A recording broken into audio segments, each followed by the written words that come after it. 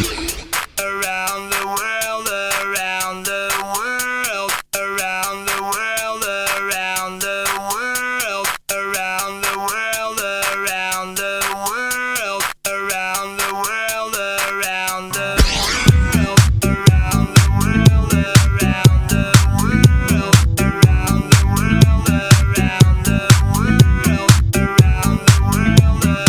around the world.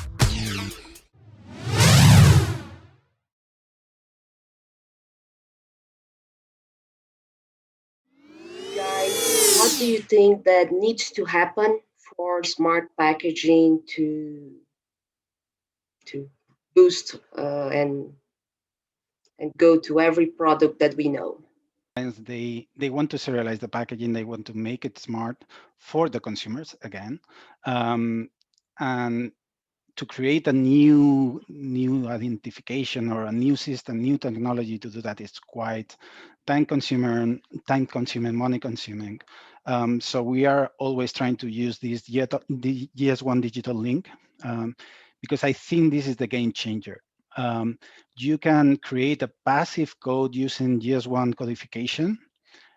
This can be integrated into the point of sale. So in the supermarket, you can record an event that this item has been sold, and then you can create a whole experience for the consumer, and then even go beyond that and tell them about how to recycle it, where to recycle it, create a new network of recycling bins on the streets that you can scan those unique codes on the packaging. So I think this is, for us, I think it's the game changer, I would say. Just use this universal code that can comply with smart packaging.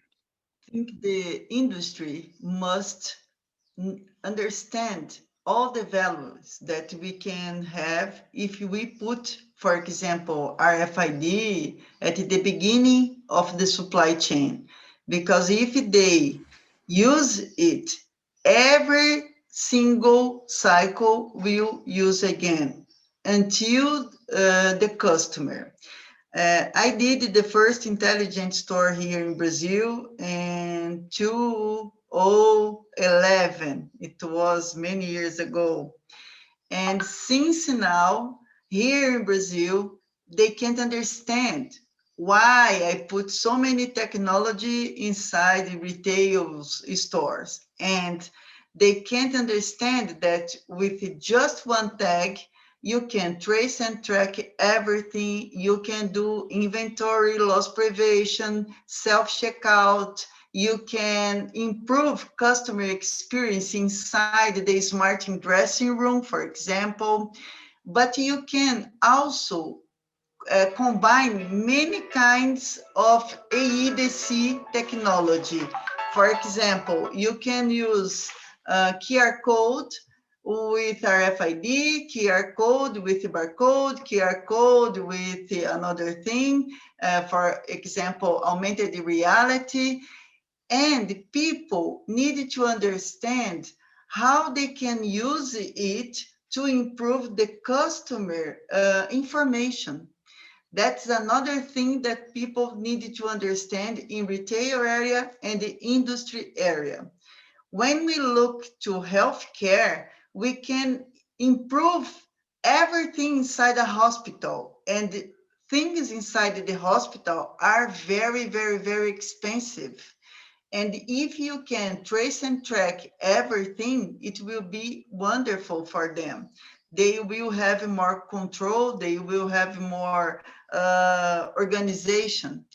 So I think we need to teach the industry, and we needed to teach the retailers, and we needed to teach people at the end of the supply chain to understand what we are doing. And of course, the environment will ask us to do this as soon as possible, because we needed to recycle, we needed to organize everything, and we needed to rethink. And the COVID-19 will help us in this way, because people, they are going to think a little bit more if they really need that product, if they really need that think if they really need to buy or to sell or to do something, because people will change their mind what is really impressive. And then they will start to think about how we can optimize all the supply chain and how we can reduce the cost with this kind of product. So I think IoP is very important. Mark, again, you are the grandfather, and me, I am the grandmother of our FID here in Brazil. Almost 26 years now talking about how RFID can change everything in retail area, for example, and I'm here surviving to tell everybody to change their mind, to open their mind, to see what can be done. Well, for this smart packaging upgrade to the market, we are in internal discussion how to roll out the JSON digital link worldwide. And this is no easy task because we are talking about replacing all the equipment in the marketplace first, because from what is in the linear technology, they use pre-printed a package. Now for serial items, you need to do it inline. So manufacturers, you need to change their process, or you can also has a very good process with their packaging supplier and receive it on just in time so that it matches the production. But anyhow, you need to have a sophisticated process in the production. And for 100% of the retailers means that they need to change the scanners, because laser scanners can't read 2D barcode. You need image scanners. So we need to scrap everything that people are using and replace for a new equipment. It's no easy. And for our RFID, we are doing it for 20 years. There are some industry that is already moving entirely to use RFID. I can say that for the clothing industry, they are apparel, they are moving to RFID quick, fast, but it's not true for many other industries. So there is this challenge on how to manage this upgrade of the entire market to this new technology, especially considering what is the world. The world is as it is. So there are many companies of all size, and especially all different technology maturity, and they all need to upgrade at once. So we are studying how to make it in phased approach so that we can really move, because there are strong demand for more information and package. And if we take the pharmaceutical industry, this is other sector that we are almost 20 years on the road to implement the traceability in many countries. And this is a very small supply chain compared to consumer business. And basically, the problem is not exactly the problem. This is a phased approach of adoption of a new technology. You need to work in the both sides, in the supply side, on how to have enough capability from the suppliers to serve the market.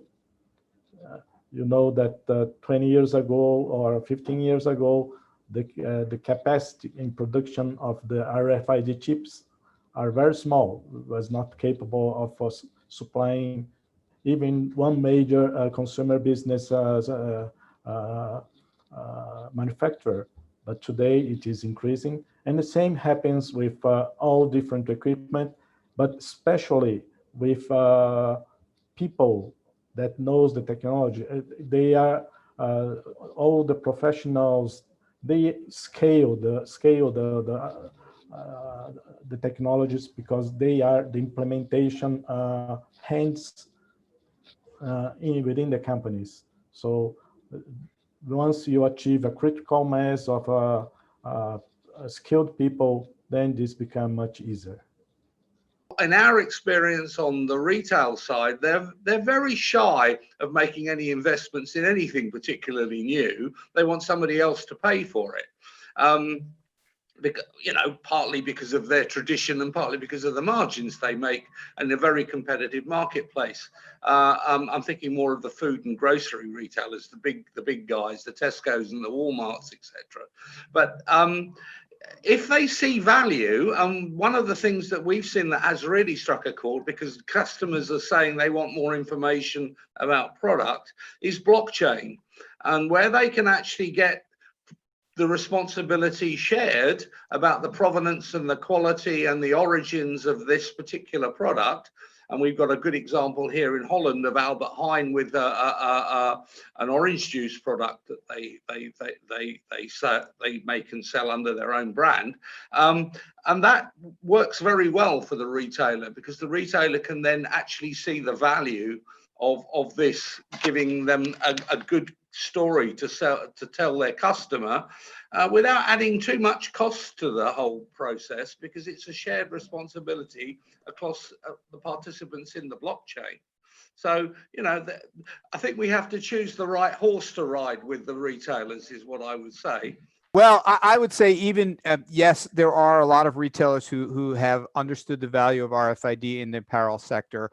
There are still many who don't understand it, who feel that the cost of adding 5 cents is too much, and they would like to push that cost onto the manufacturer of the item. So I do think that there's this chicken and egg thing. If all the tags, if all items coming into a store were tagged, the retailer would be happy to install some readers and take advantage of that, but they don't want to pay to put the tag on themselves, and that's sort of playing out. It's you know, some retailers have forced their suppliers like Macy's to put tags on.